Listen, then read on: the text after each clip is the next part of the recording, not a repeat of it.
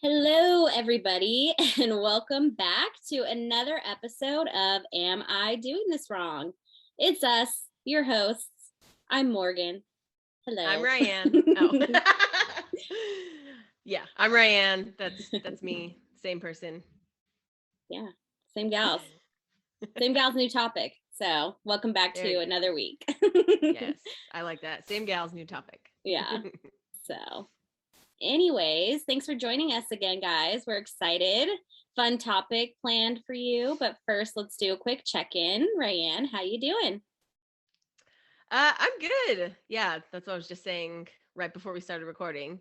I have no reason to be like all flustered. I'm like, it's like a first date over here. I'm fine though. I'm just sweating for whatever reason. But no, I'm actually good. Yeah, this is the first week that I felt especially good about therapy, I'd say. Before, I've just been like an emotional wreck, just kind of outpouring all the time to my therapist. I was like, I hope this is okay. And she's like, yep, that's why you pay me. And I'm like, oh, okay, cool. Right. Yeah. It's never too much because she's getting paid for this. Yeah. Yeah, exactly. There's no like crying premium or anything. So right. It's flat rate. Mm-hmm. Yeah. Yeah. Yeah. No add-ons on the invoice for that. Right. So right. You're good. Right. No, it's been good. It's been a tough week. I will say it was like the end of the quarter. So for teachers, everyone knows what that means. Just a bunch of naggy students, and they're even more naggy and annoying fucking parents. So that was fun. But other than that, honestly, I just kind of tried to leave the week where it was. I was like, you know what? Let's just get into the weekend and not think about the bullshit I have to return to. So I'm really excited to be getting my mind off of it right now. Oh, good. That's good. Yeah. Yeah. How are you? I'm good. Been busy. You know, I spent the earlier part of the year with a pretty free schedule. And then now this past like month, I'm like, okay, you know, new job plus the podcast. And please don't think this is a complaint. I absolutely love what I'm doing in every aspect. And I'm so, so grateful. But man, is my schedule full. Yeah. So I did get a chance to go to this little Italian deli this weekend though. And yeah, I spent like $100, got some cannolis, you know. It was just, oh my gosh, it was heaven. I'm a big foodie, if you guys don't know. So if you ever want to chat like recipes, slide into our DMs. I'd love to like share like a chimichurri recipe with you, or if you have something for me to try, like hit us up. But I am also excited going to San Diego to see a live podcast next weekend. One of my favorites, Small Town Murder. Nice. And I'm just excited to like have a nice hotel room and get some good food. And it's going to be a whole thing. And I am super excited for that. Yeah, no, that's going to be really fun. That is one of the areas that I actually miss in California is San Diego. I really love it. It's got a good vibe. It really does. Yeah. And just like all the different sightseeing that you can do, and there's just a lot of interesting little areas that you can go to and kind of hop around to. So jealous, FOMO. Oh, sorry, I'll FaceTime you while we're there. Yeah, you will. Yeah. Yeah, I'm going with our friend Jose, so you know there will be FaceTime happening. With Ryann. And when she says FaceTime, she just means Jose's face. It's just his face the whole time. Yeah, it's just him showing his eyebrows. And you're like, that's not a mirror. There's someone on the other side. And he's just looking at himself the whole time. So literally. Yeah. Giving you guys a firsthand account of FaceTiming with Jose. You're welcome. Yeah. All right, well, let's get into today's topic. This is an interesting one, a fun one. Really interesting doing the research on. And before we hop in, I just want to say, of course, disclaimer, as you probably know, we are not experts, authorities, or doctors. We're just two friends learning and chatting and trying to figure out if we're doing things wrong. And I just want to say on this topic, we're doubling down on the disclaimer. We're not here to shame anyone or pass judgment. We are really trying to understand and learn and be better in the future. And so with all that being said, today we are talking about fetishes. Yes. It's so funny. I like that you went in on the disclaimer and kind of, emphasize that point. That's awesome. But you would think we were talking about some like really controversial, like today is politics, like Right. it's fetishes, but still, no, but I agree with what you said, like the shame Right. behind it is real. It might not be as bad as like not getting a vaccine, but it's still real. No, that's true. That's true. And I think this is still taboo, for as much people do, for as much as people do talk about sex and different things like that, fetishes still falls a little bit farther on the spectrum from quote unquote normal sex or things that happen during sex or people's sexuality. And so I just wanted to be very clear on that. We're here to laugh and talk and learn and have fun. And we really just want to make sure that we make it clear that we're not here to yuck anyone's yum. We are absolutely just having a conversation. So let's get into it. All right. Yeah. So first off, what is a fetish? And when I was looking this up, the first thing that kind of came up was what is a fetish versus a kink? So, okay. And of course, we'll have all of our links at the end of the show notes. So if you guys want to do more research or see where we found our information, we'll make that available. So first, a kink is defined as a sexual activity that falls outside of sex that society traditionally considers quote unquote acceptable. So that can include everything from role playing to bondage to whips. Okay. Nice. So a fetish technically refers to the attraction to an inanimate object. Oh. Yes. So this can include body parts such as feet, or it can include I think they called it like media. So just something not on someone's body. So like latex, for example, is one. So a fetish can be a kink, but a kink is not a fetish. Oh, interesting. Oh, yeah. Like a medium. I think that's what you mean. Like I said media, huh? Yes. Yeah. Yeah. I was like, that could be a fetish, I guess. No. Hey. But okay, got it. Okay, I get it. Yeah, I get what you're saying. Some type of medium, something other than, inanimate object, something like that. That makes sense. Yeah. Right. So inanimate object is what fetish refers to. Okay. Because like it can be butts, it could be feet, or it could be hands, but these aren't things that have like autonomy on their own. Right. So yes, but it also can be things that are not on other people's bodies. So got it. Okay. So it kind of does deal with like objectification. Like you're kind of looking at certain things as their own object. Like that's the object of choice. Okay. Yeah. That's a good way of putting it. Yeah, absolutely.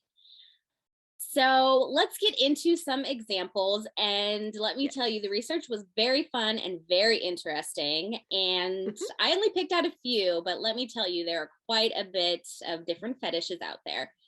Yeah, because Morgan's a freak. And I have them all. Heyo. So before we get into it, I just want to make sure that it's very clear that consent is key to all of these. And we'll talk a little bit more about that. But before I even start giving off some examples, I wanted to make sure that was very clear. Yes, good point. That is really true. I mean, consent all the way in every scenario, but well, and that's going to come up. Well, I just want to, mention that is going to come up in more and more topics as we kind of dive deeper into whether we do part 2s or we do more specific things. Like we even have ideas for more specific fetishes. We are going to mention that quite often. It's come up a few times in past episodes. Yeah. And we realize now that, that is going to be something that's like the part that needs to be stressed the most is that these do not work outside of the other person that you might be fetishizing, or, you know what I mean? Or whatever object on their body, if it is one of those fetishes. it still needs to have consent by said owner, right? Like, right. you can fetishize all you want, but to actually act on that fetish still needs to have a very thorough and clear consent a Right. part of that. So Yeah, absolutely. And we will get into that in a little bit. So let's talk about some examples of common fetishes, we'll say. Okay. So first one is age play. So it's a form of role play in which both partners pretend to be and get off on being an age other than their own. So light age play would be calling a partner baby in bed. And another example would be a daddy dominant baby girl setup. So if you're calling someone daddy in bed, that would be engaging in light forms of age play.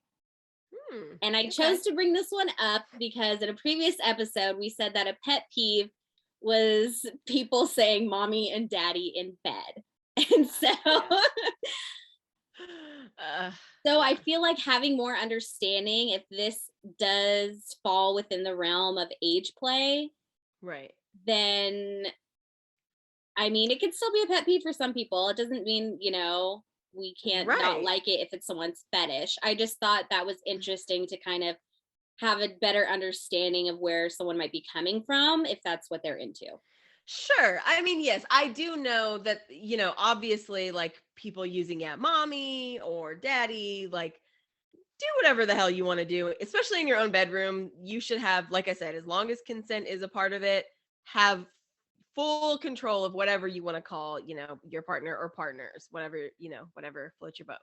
However, I will say that when sometimes when terms of endearment are used in like public settings, it does become a little annoying, especially if it's like accompanied with like a baby voice or like if you start baby talk acting. is just annoying. And maybe we'll do another episode where I have to do a retraction on saying baby talk is annoying, but I'm saying it right now. I find that very annoying.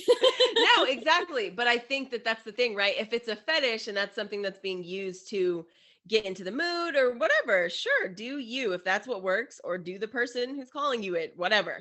But the point is that I think, for a pet peeve, I think we didn't, make it clear, but I don't give a fuck. If people are saying the word, mommy or daddy, and you're above the age of like 7, okay, I would say that it gets kind of annoying, but I'll say that even about kids, because I think kids are annoying as fuck. So it's not, I don't discriminate. Light age play, dark age play. It's all the same. Dark age play. It's just people dressed up in like medieval garb, like trying to have sex through like 15 layers of a Victorian like ball gown. That's why, oh my God, that's why ankles were so attractive, because they're like, I can't get to anything else, bitch. You've got like a bird cage under your hips. Like, I don't know how to get there. Like, what the hell is going on? So it's all about ankles. Ankles were a big fetish. No, that's true. We will get to some reasoning behind that in a bit. So more extremes of age play, less common, but full-on role playing where a partner is turned on by wearing a diaper and acting like a baby. So that's definitely the more extreme version, but that does fall within the spectrum of age play. Right. Yeah. Which I've seen, I mean, like I've mentioned before, especially on porn sites, like I've definitely seen this kink around. And I will say that now I'm pretty sure with like, more clear consent needing to be a part of it, they put in the title like legal teen, or, like they try to make sure that people know like, this is legal. Like, we don't actually have like babies in this, or whatever, which again, I'm not going to get into all of like the depths of porn, but I'm just saying, I have noticed that even within the porn realm, like this is a common fetish that I see, especially light age play, in terms of not necessarily saying daddy because they're twice or 3 times your age. They could be, right? Sometimes porn does go to the extreme, which is what we talked about on that episode. But I will say, even if the age gap isn't that much, your fetish might still be acting as if the age gap is that much, right? Because it's a control setting, if that makes sense. So I get that. Right. Yeah. So next one is bondage, which has many subcategories, but I wanted to make sure include it to include it, just because we are giving some examples of common fetishes. So it's a form of restraint. Um, it's a sex act that falls within the BDSM umbrella, which acronym, if you don't know, it's bondage, discipline, dominance, and submission, sadism, and masochism. Yeah. Love it all. I'm just kidding. So, but I will. Oh, go ahead. Oh no, go ahead. Oh no, I was just gonna mention that when we used to go to Pride every year, and we'd always go into like the BDSM area, yes, which was a checklist of ours. Like we were like, okay, we'll go get some free condoms, we'll get a bite to eat, we'll see a show, and we will make it to the BDSM area. Yes. Because let's be real, like even if you're not into all of it, which I will say, like the flogging sometimes was a little bit intense for me. Yeah. But I was still I was just curious because I was just like, this isn't something that you see every day. Right. So I still want to see like, how far do people really go? Let me tell you, they go pretty far. They go pretty far. Yes, that is true. We've seen some interesting things. Yes. So didn't Jose get, didn't he get spanked one year? I mean, I'm sure he did, but I mean, did he? Like in like the in BDSM general, section? sure. Yeah, I feel like somebody. Oh no, or Alex. Somebody got like whipped or something. Somebody yes. like. Somebody did. Yes, I feel like I have that memory as well. Yeah. Yes, somebody did it. It was one of them. So some people enjoy being tied up. Some enjoy tying other people up. Some like both. So these are the different roles between dominant and submissive. And if you are someone who is versatile between the two, they're referred to as a switch. That's the term. Okay. So, yeah. I thought that was interesting. Yeah. That is interesting. So yeah, that's the same as like, you know, in the queer community, like, you know, you got your tops and your bottoms and you've got verse. So the verse, you could be a verse switch. That's interesting. Yeah. I might be a verse switch. Yeah. When she says you, she means her. She means I know. me. Yeah. Verse switches. Yeah. Should be a dating app. That's very niche. It is, but that's the point. I'm only looking for these types. So it's your dating app. It's just you looking for other people to yeah. No one else can sign up for it. It's just me. Right. Yeah. Just yeah. Okay. So next one is cuckolding. Oh yeah. Which say that word too many times. It feels like it's like stuck in your throat, you know? Yeah. Cuckolding. It's supposed to be. That's the point. Yeah. Something's supposed to be stuck in your throat. So cuckolding is when a heterosexual couple agrees to both explore the turn on of the female sleeping with other men and humiliating her male partner about the fact that she's sleeping with someone else. So the male partner does not need to be present. He may perhaps just get off on knowing that she slept with someone else. Right. For others, there's an element of voyeurism. Right. So if you do want to watch, that element would be included. Yeah. And then on the other side, for for people of all genders and orientations, there are different varieties of cuckolding. If you're turned on by the idea of your partner sleeping with others, yet don't necessarily want to go through with it, this list that I found gave you some suggestions if you want to kind of test the waters without necessarily having your partner sleep with someone else. They said to explore through dirty talk. So yeah, you know. Give us an example. I was gonna say the same thing to you, and then I was like, no, don't do that.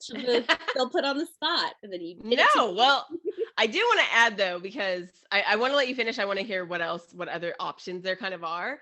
But I will say, I definitely fall into this. I thought that the idea of cuckolding was weird, like especially like I've said, like I've heard of this. I've definitely talked about this with people. I didn't use the actual term, but I've heard about this kind of situation where you know, you watch your partner get fucked, or you are the one that gets fucked and your partner watches, or whatever it is. And at first I was just kind of like the humiliation factor is like kind of like, I don't think that's going to turn me on. It's not going to keep anything wet. But as I started to Well, first of all, as I started to get more sexually like confident in myself and like just embrace whether it be a fetish or whatever, I realized that I'm definitely kind of a voyeur. Like I do, Mm. first of all, I people watch just in day to day. Like I don't mind going to a park or something and just kind of people watching while, eating food or whatever. Yes. Or even like at a restaurant or whatever. I don't Yeah. mind The any of that. airport. At the Just watch airport, the yes, love to airport. people watch. Mm. Idiots. Uh, but I definitely have that voyeuristic kind of like, oh, like I could see this being a turn on. So I will Okay. say my thought process has changed about it. And so I'm just thinking of like, I was trying to think of an example, like what's an example of dirty talking about like a cuckold voyeur situation? Like what I I am trying think, to think of an okay, so example. if it, okay, so the first part of what this is in regards to a heterosexual couple. So let's use that as an example. So Okay. if you're fucking your man and he's saying things like, like, you want to fuck someone else, don't you? Like, you don't even, like, this isn't even good. Mm. Like, something like that. Or if Oh. she's fucking him, she's going to say something like, you know, so and so next door, Joe next door would fuck me so much better than you are right now. Something like that. Got it. You Okay. know what Yeah. I mean? Oh, okay. Okay. Yeah, I See, think look, I'm something like like, that. yeah, I I like that. know. You're like, who's Joe? Also, I've been watching the new season of You, so I'm like, Oh, Joe, Joe. watching me through Okay, my window. exactly. You're like, fingers crossed. Yeah, Joe's probably watching. I know. Your husband's gonna Yeah. be like, "Why do you keep looking out the window?" Like, I'm right here. You're like, Yeah. Yeah. Why are you turned to yeah. the window with your robe down? Like, no, it's a Oh really my old god. lady that lives next door. Maybe she's the voyeur. Maybe she's, There. you know. Hey, I'm look, gonna pass. Ben is, look, my husband has said this before. I'll just put it out there. He's not going to listen to it. He might, but he said that before, like when windows have been open, like at like our past places when we weren't on like the second or third floor. And he's like, it's like, oh, like close the windows. Like people are watching. I'm like, let them watch. I don't give a fuck. You really Great. don't. Ryann doesn't even like to close the bathroom door when she's in the shower. I'm like, this isn't your house. Like, what are you doing? She does not. That is just not her vibe. Not at all. So true. Not at all. Nope. Mm-mm. Watch me. So anyway, I'm in. Watch me. I'm Oh, sold. here we are talking about fetishes, discovering things about ourselves. Look Yeah. at this. Look at this. Really growing. Okay. So, anyways, so some ways to try out cuckolding, like we said, without Okay. necessarily having your partner or you sleep with someone else. So there were just the two examples from this article, but dirty talk was one, like we said, and then virtual sex with a third party was the other. Interesting. So Okay. chat roulette. Anyone call back Yeah. to those Oh my days? gosh. So many Well, dicks. the new version is Omegle. Yeah, Oh yes, Omegle is like the yes, new version of that. yeah, yep, So I've heard of that. it's Mm-hmm. like where, yeah, same thing. You can just click through. Everybody's just either on their laptop or phone or whatever, and lots of dicks. There's a lot of dicks. How Oh my many god, there's so dicks? many dicks. And I'm just thinking, like, I mean, don't get me wrong. I love a good dick, but like, you think that's the first thing I want to see? The Like, biggest dick I've ever seen was on chat roulette. The biggest stick, and it went, we were like having like a game night or something, and then the drinks were going, someone was like, let's play chat roulette, so opens up the laptop, so there's like four of us sitting around, yeah. and so we're like clicking through, like, all the stupid stuff you do on there, and this huge dick pops up on the screen, and we all just stop. Wow. It was impressive, and he knew. He let us stay on that page for a minute. It was, yeah, wow. If you have the world's biggest dick, Guinness level, just one of the floppers you win chat roulette. You just win. You should open the screen with that. I do want to see that first. You're right, because your face is probably not nearly as impressive. So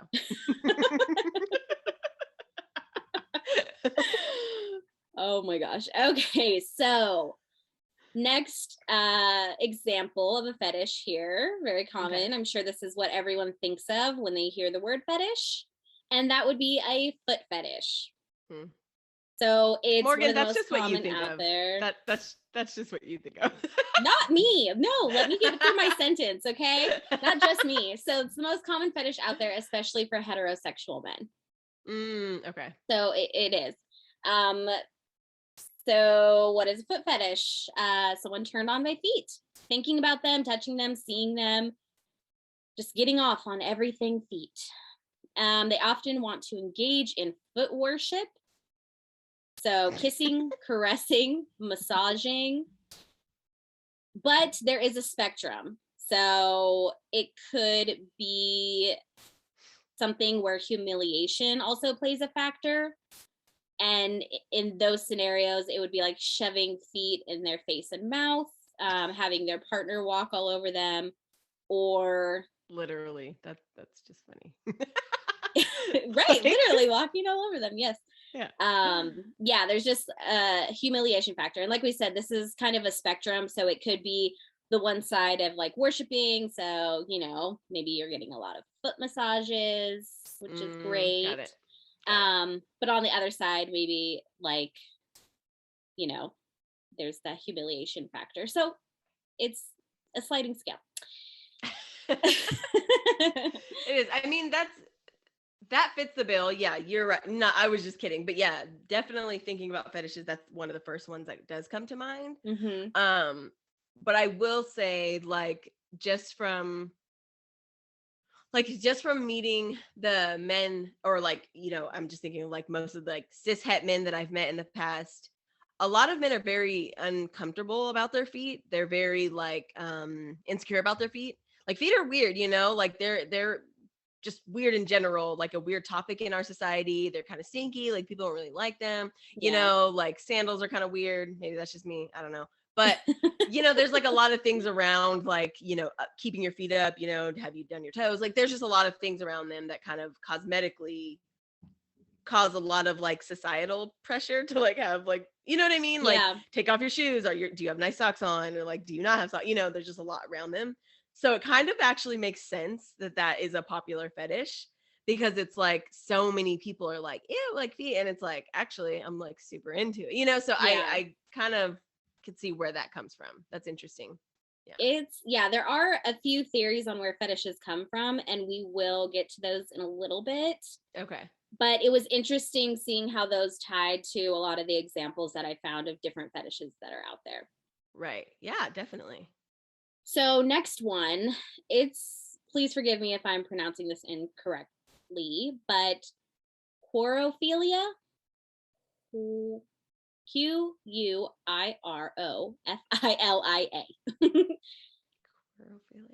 Quorophilia. Okay, so I included this one because we just talked about feet, and I thought this was interesting because this is a fetish for the hands, which I wasn't aware of or hadn't heard of before. So it's an attraction to fingers, a good manicure, or just having nice hands in general. It can be, a spectrum again. You can be attracted to the hands when they're doing sexy things, which obviously hands are very involved during a sexual experience. Hopefully. Oh, I know. And unless you're doing bondage, hands are tied up.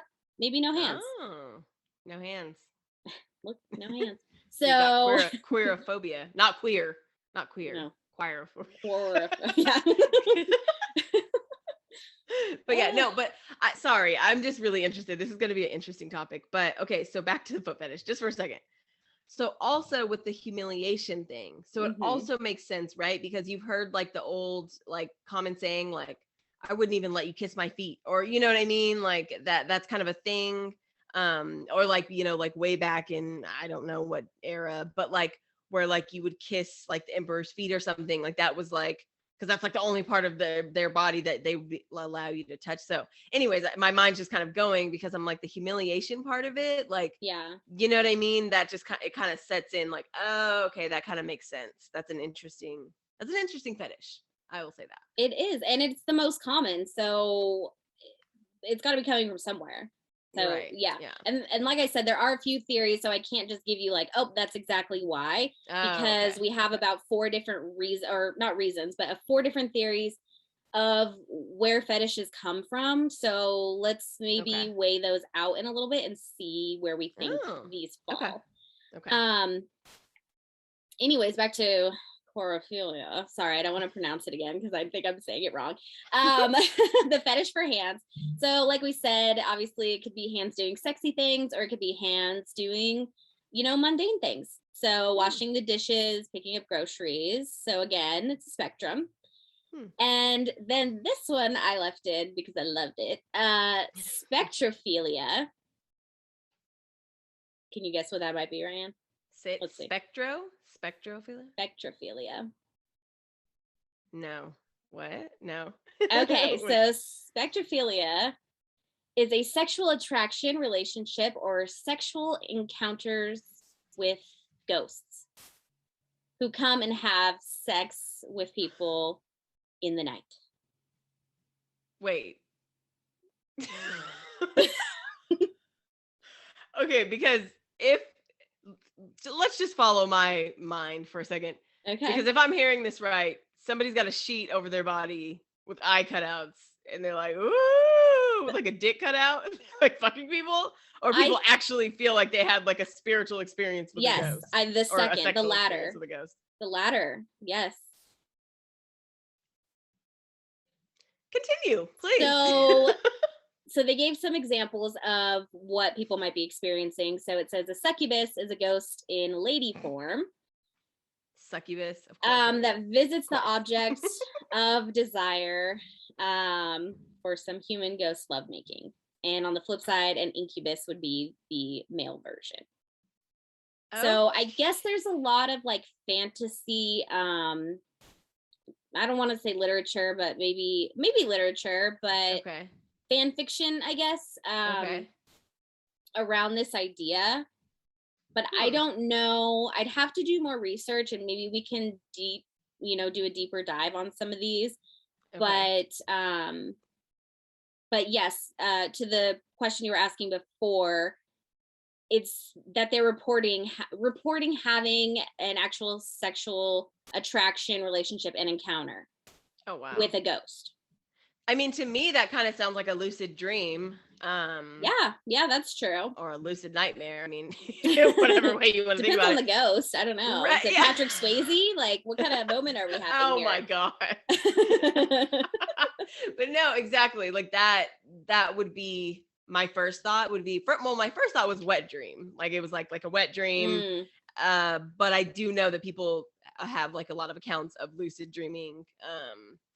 There's also like the people like accounting that they are like paralyzed while dreaming, or like lucid dreaming. Sleep paralysis. I've had that twice. It's terrifying. Right. But okay, I would take having experienced it? Yes. Oh shit, that's it was wild. So scary. It was like I knew I was asleep. I could not move my body, but it felt like someone was in my room and coming closer and closer and closer to me. It was terrifying. Yeah, it makes my like stomach feel tense talking about it. It was really scary. Okay. Yeah, maybe we'll do an episode on that and just go into some details. Because anyway, yes. So I might take a ghost encounter of this variety over that. Yeah, that's all I'm saying. She's like, he was coming closer, and then he came, and my face was wet when I woke up. And he never called. So he's like, I couldn't find a good medium. I don't know what to tell you. Right. He's like, I left you a note on the bathroom mirror when you were taking a shower. Did you not get it? No, the fog all cleared. Right. I couldn't see it. I had the fan on. So even in ghost form, they're still bad texters. It's fucking awful. Right. No follow through. All right, so now that we've covered some examples, just a quick question. Ryann, have you ever experienced a sexual encounter that included a fetish? Ooh, that's a good question. I don't know why I didn't expect for that question to come up. I should have had some like examples planned or something. But let me think for a second. So I will, yes, easily. Recording sex. Which is a fetish in that thing. I think, right? That would be a fetish, right? There were tons of examples. I did not look through all of them, Okay. like I said, but I would think that would be one. Yeah. Yeah, because like I think looking voyeurism, if back, you want to revisit the right, encounter, I right. would think it falls into this realm. No, exactly. And that's what it was. It wasn't like to post as like, like on a porn site or something. It was to record to go back and watch later. Right. You knew the partner. He was a consistent one for a long time, like many years, like randomly many years later. Oh, okay. Yeah, from Santa Barbara. I don't know why I'm talking like I can't just say it. He's a guy from Ireland. I was gonna say, Yeah. is he foreign? Mm-hmm. Yeah, Okay. I know. Yeah, I know. exactly. Foreign dick. Yeah. But yeah, we met over the summer. Literally the first day that I moved to Santa Barbara, we met, first night, I guess. And we were like hooked up the whole summer, but then like we kept seeing each other like randomly throughout the years because he ended up moving here eventually. But we were really comfortable with each other, which I would assume, again, to each their own. If you want to record on the first night, hey, more power to you. But we were pretty comfortable. And so we did start like exploring different types of sex and, just doing other things. Right. And he did want to record, and we did record, but it was like before iPhones were like huge. Oh So no. it was so grainy and dark, and like he liked it. He was like into it, but like the actual act of having the phone there was like a turn on for him. He was like, and I think we also used like a laptop one time too. Okay. But that was like part of the turn on. So I guess the fetish would be like that voyeuristic, like there's this computer or something watching us have sex, if that makes sense. Yeah. So we kind of like tried a few different positions of like look at the video and like, and it wasn't bad. I will say it was pretty hot. So I was like, yeah, we were into it. Yeah. But that's the only one that I can think of off top. I've never done anything like I did a little bit of BDSM, nothing too extreme, I would say, within the BDSM realm. But that definitely was one of the first ones that came to mind. Yeah. So yes, I've had some experience, Okay. Yeah. What about you? Yeah. Well. Oh. Yeah, How much time do we have? No, I'm just kidding. Yeah. So my first experience was someone with a foot fetish. He was very open about it, which was great.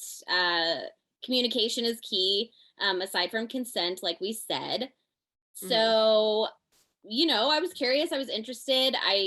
He was definitely like an introduction into this. This isn't something I had experienced before. So I think I just didn't understand what parts of the feet they were interested in. I remember that. So Yeah. I'm like, oh my God, just got a pedicure. Like, look at these cute toes. And he's like, no, I want to see the bottom. The bottom of the feet. The base. So the base. So it was a lot of the bottom of the feet. But yeah, it was really interesting. It was interesting to learn what someone else was into. And didn't he want to he wanted to climax with them on his face, didn't he? I wasn't sure if I was going to share that, but that kind of threw me because I didn't that was not communicated like before the act happened. And so going to town and then kind of switching positions up, and then my leg starts going up, which I'm like, okay, I'll hold my leg there, do your thing over there. But then the foot was slowly like kind of went on the face, and so I think it kind of pulled me out of the experience because I was trying to process what was happening with my foot.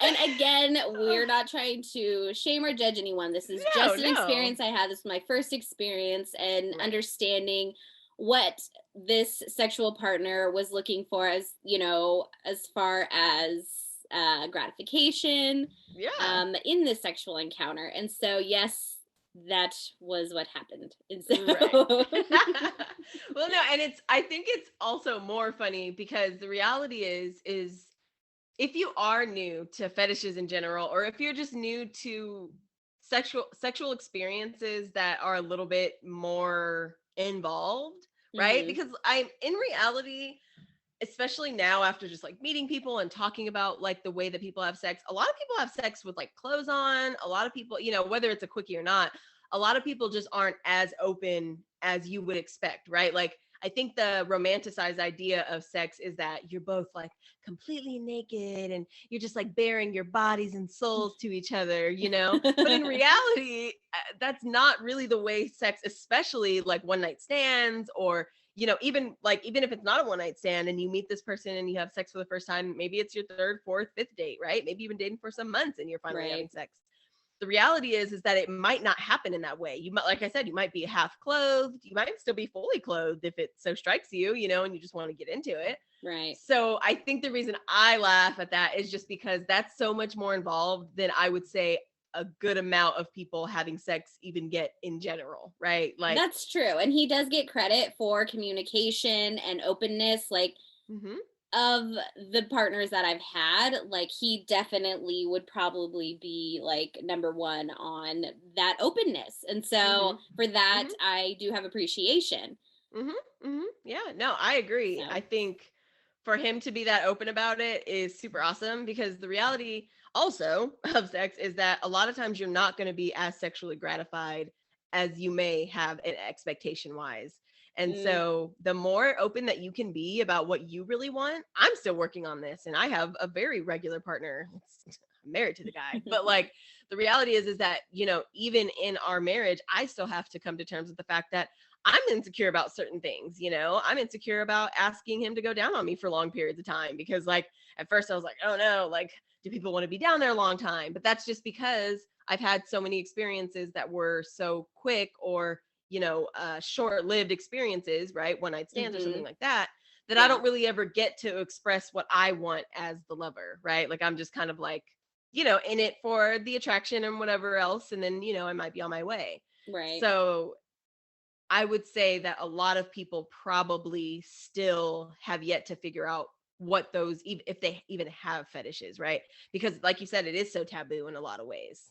So I'm laughing because that's my like awkward insecurities popping up, that I'm like, oh my God, that's so interesting. And also, yeah, definitely credit to him for being able to like share that and know that like when he goes into this, you know, that's what he wants.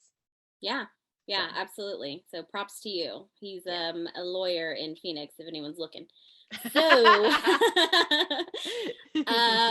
so let's get into where fetishes come from. You know, we've tried to speculate a little bit, and there are some theories. There's not just one, you know, exact reason. And yeah, so let's get into it. So first theory is called the brain overlap theory. So what does this mean?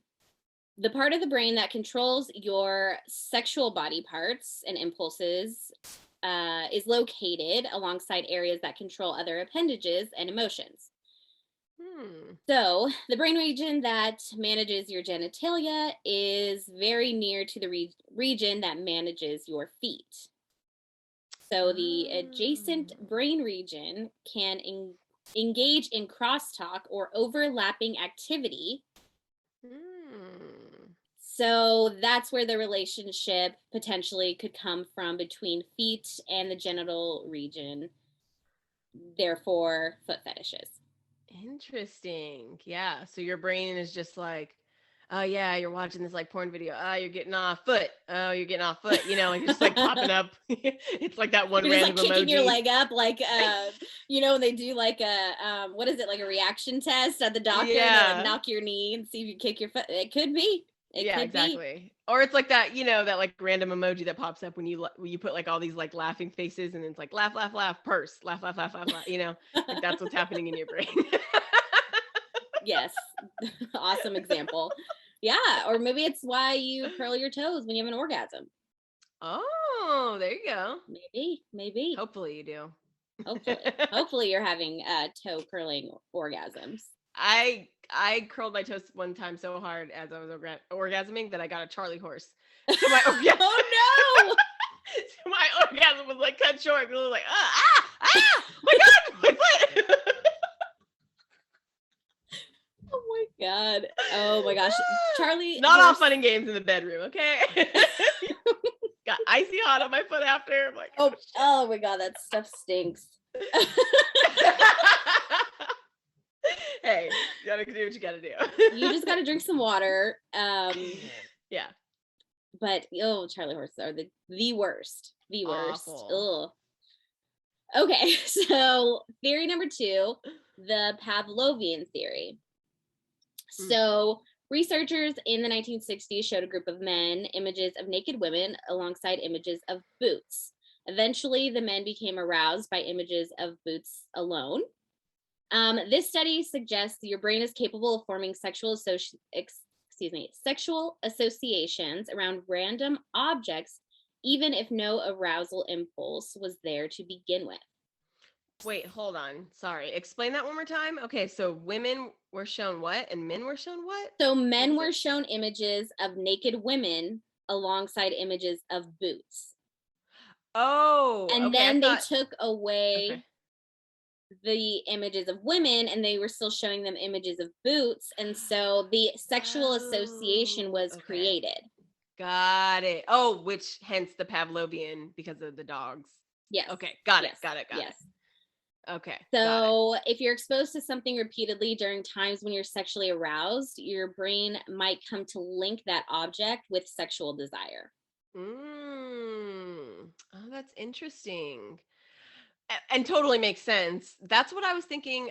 I was surprised that we hadn't covered, and not to say like surprised not just in here, but I'm surprised by not really ever hearing much about like food fetishes, like, food in the bedroom, not just like, oh, here's a little chocolate, like I've just been surprised. I always thought that was going to be like a bigger fetish than it really is. I think honestly, because it's like not that easy. It's like sticky and like, you know what I mean? It's kind of hard to like actually incorporate food into the sexual, not to say people don't, they do, but I'm just saying, I always thought that was going to be a bigger fetish than it ever really was. You know what I mean? Like that was always kind of like, I don't know. I just remember like shows kind of playing that up, like, like eat whipped cream off of her shoulder, or you know what I mean? Or like eat it off of her finger or something like that. But that actually never really took place that often. I never really had that many guys or girls or anyone really ask me to like food off of them, or you know what I mean? That was, I don't know. I would just be interested to see if that was like, that just reminded me of like the Pavlov's dogs, like with the food, like that association. We might need to look into that because that's a good point. Yeah, I would be curious to know. Right. We might need to do, deep dive and see what's going on. Right. Yeah. Because whipped cream for me, it does have like a sexual kind of connotation. Like, like that's a very common one, like, oh, like whipped cream, like that's a very common, like, everyday kind of association with sex. But anyways. Right. And food is tied to sex. Like different foods can be an aphrodisiac. So there are things that are being compared to a sexual experience. So that is interesting. I didn't see anything on the list that I found, but again, this was not, the most comprehensive list out there of every fetish that exists. So we could find out. Well, we might want to go into if you guys want to know, if you guys want to know as much as we do, let us know. Yes. Okay, so theory number 3 is called the gross out theory. Okay. So when you're in a high state of sexual arousal, your disgust impulse weakens. So things you'd normally find repulsive may not seem as gross. So, well, that makes sense. Yeah, that makes sense. Right. A heightened state of arousal can change your perception of what's going on around you. And this perception might lead you to incorporate different things into this sexual act. Oh, definitely. I would say even something as simple as like dirty talk. I don't really consider myself like necessarily like a dirty talker always, like I don't really care. I need to focus on my breathing. Like I've really been trying to like focus on my breathing. I swear I do yoga twice and I'm like, okay, so breathing is important, but it really is, especially during sex. I've noticed that like if I match my breathing to the motion of whatever my partner is doing, I'm always in this kind of state of like short breaths. Right. Yeah. But like if I take deep breaths, which makes sense. Your muscles contract and loosen like a little bit more fluid. So it actually becomes a more pleasurable experience. And I actually had to learn this when I was like trying to have like more regular anal sex, because you have to be a lot more relaxed. You just have to. Like, I'm sorry, your butt muscles just don't work the same as your vagina muscles. And so if you're like too tense and you're like taking short breaths, you're not going to loosen enough. Your sphincter area isn't going to loosen enough to like actually be enjoying the penetration. And so that, to me, like with, as far as like talking and stuff like that, that kind of gets in the way of me keeping like a rhythm. Mm-hmm. And so like, even just in general, like dirty talking has like, it gets heightened like once like I'm about to come, or just like if I'm more into it, I'm like saying things, and then I think back after, I'm like, the fuck was I saying? Like, yeah. Right. Whatever. Yeah. Outside the bed, you're like, oh my God, like, who is that girl? But yeah, during the act, you're like, hell yes. Sexy all bitch into over it. here. Mm-hmm. Yeah, exactly. Yeah. He is a dirty little bitch. And that's what. Exactly. So that's number 3. And then number 4 is the pain theory. So research has shown sexual pleasure and pain involve the release of many of the same brain chemicals and neurotransmitters such as endorphins and serotonin. So these chemical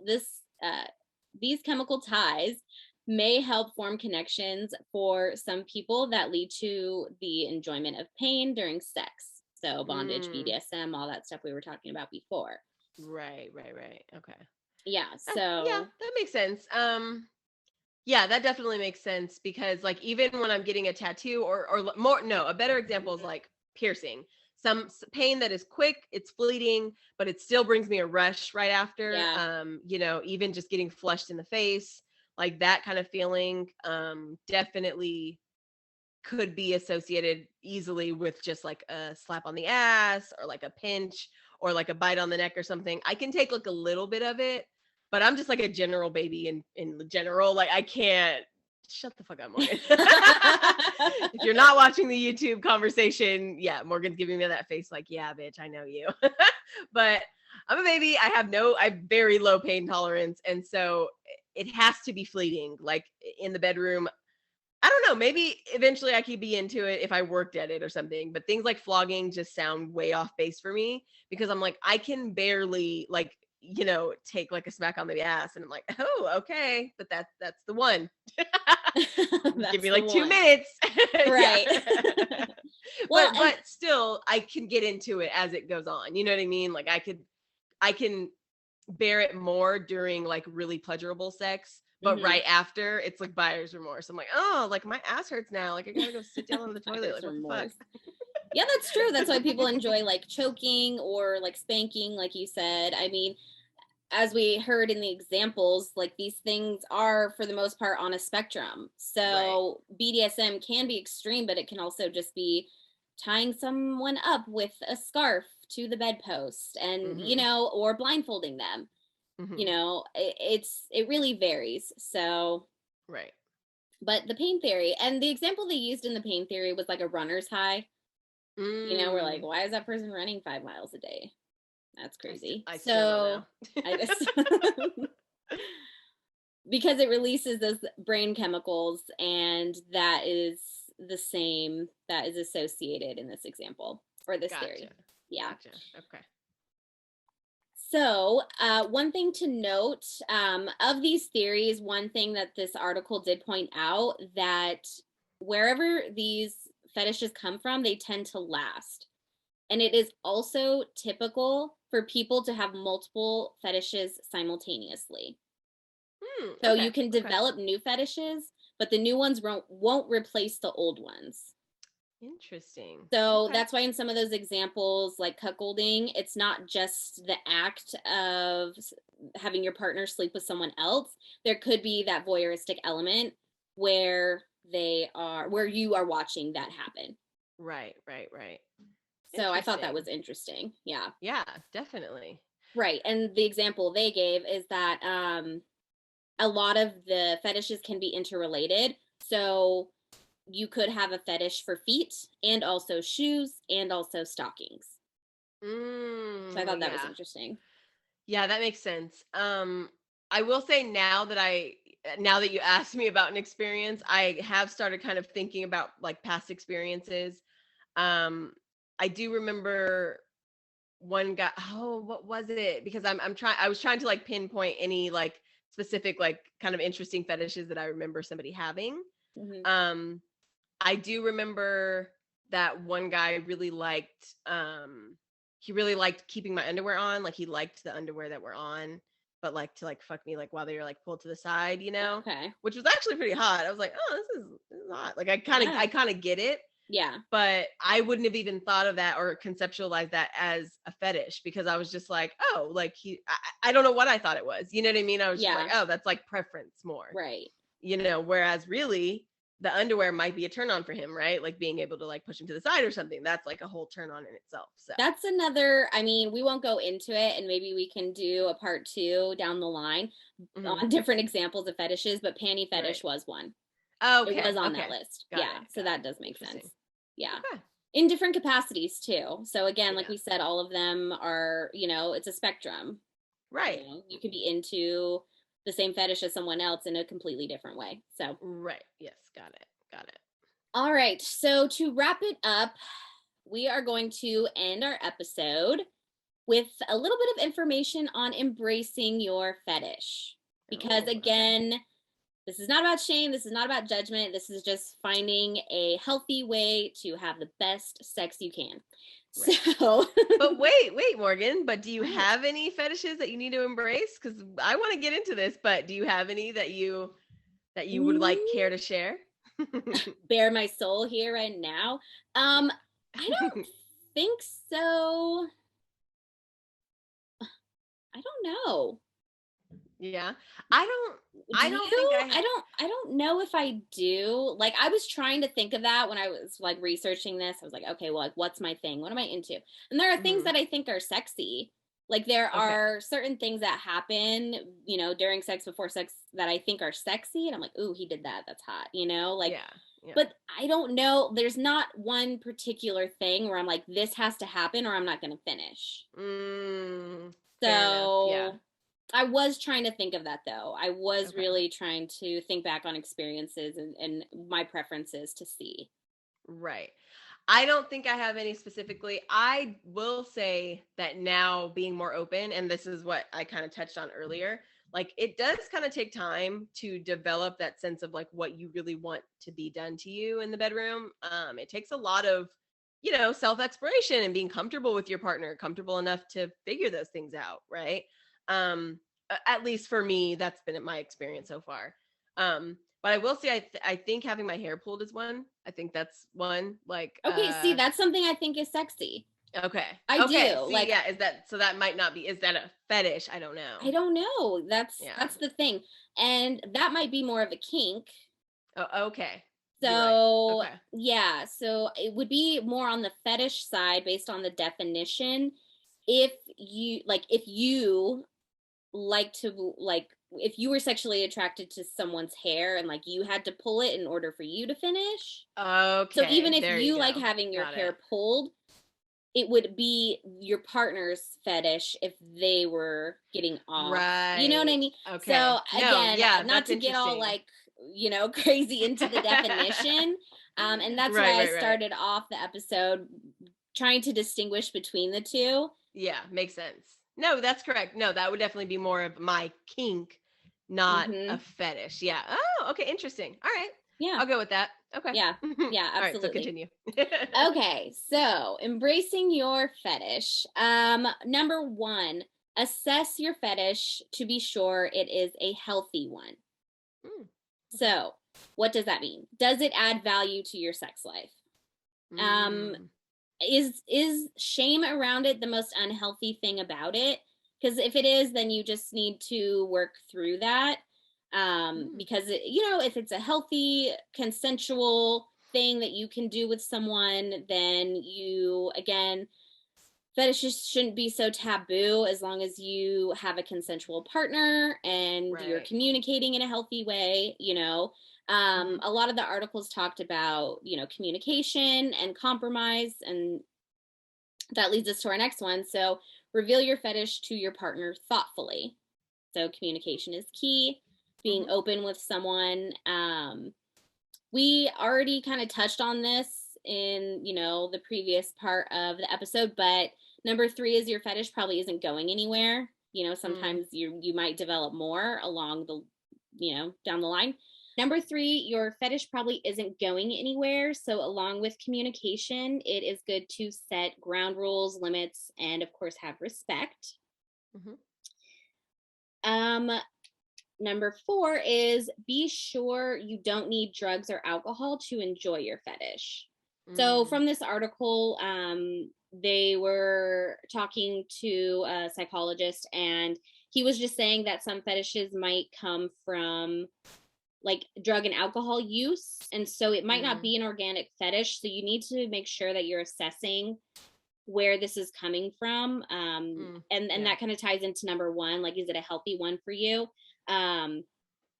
It can also be dangerous, if you are partaking in something that has some kind of dangerous component. Being clear-headed is really the safest way to go about it. And so that was just some advice from that article. And then last one was just that fetishes are a guy thing. And that one kind of made me laugh. It just said 95% of people with a fetish are male. And this article was from this website called Queerty. So this advice was directed towards queer men. So I think it was tying more into that.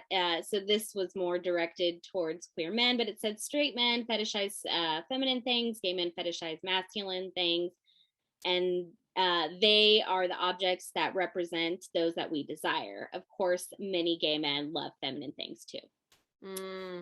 Yeah, that kind of makes sense. I mean, in reality, living in a patriarchal society, fetishes have to do more with preference and, like I said, being more straightforward about, the things that you want and the things that you like, and also objectification as well. So it kind of makes sense that like the majority of people with them would be male, because they've always been given more license to objectify things just in general. Yeah. So that's a good point.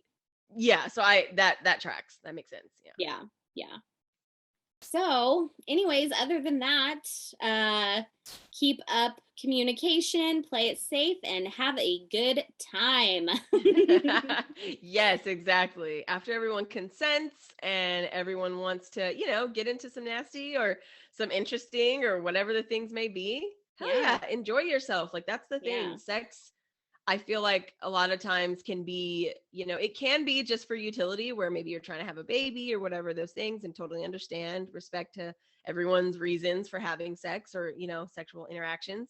But if you are like trying to figure out if you have a fetish, or maybe you've been, part of a probably pretty large majority that feels some shame with your fetish, own it. As long as it's, like you said, the guidelines of healthy and open communication, and it's not only brought on by something that changes your mind state, like, enjoy it, have fun, because in reality, it's only going to enhance the experience for you, right? So yeah, hell yeah, get out there, fetish it up. Fetish it up. Yes, that's our stance. And we may do a deeper dive. This was really interesting, and there's so many different fetishes out there, but this was really just a general overview. We really wanted to do an intro into this topic and kind of see how people are navigating the space, and how you can open up your sexual experience. It doesn't have to be something so taboo. It can be something part of your everyday. And does it add value? And if it does, do it more. With a consensual partner. Get into it. Right. Exactly. Or maybe your fetish is your dildo. Hey, enjoy it. Maybe. Oh, well, then your partner might be mad. They're like, hello, I'm still here. Yeah, fuck that. It's like, be a voyeur. Okay, make that your fetish. Yeah. Right. Go stand outside the window. There you go. You're gonna be Joe in this scenario. Yeah. You go stand outside the window. Yeah, get a plain baseball cap and kind of tilt your head down. Oh my God, I need to watch season 3 of You. I really need to get on it. It's really good. I know. I love it. But anyways, but as always, thank you so much to our wonderful interpreters provided by ProBonoASL. Thank you so much for sticking with us through all the episodes.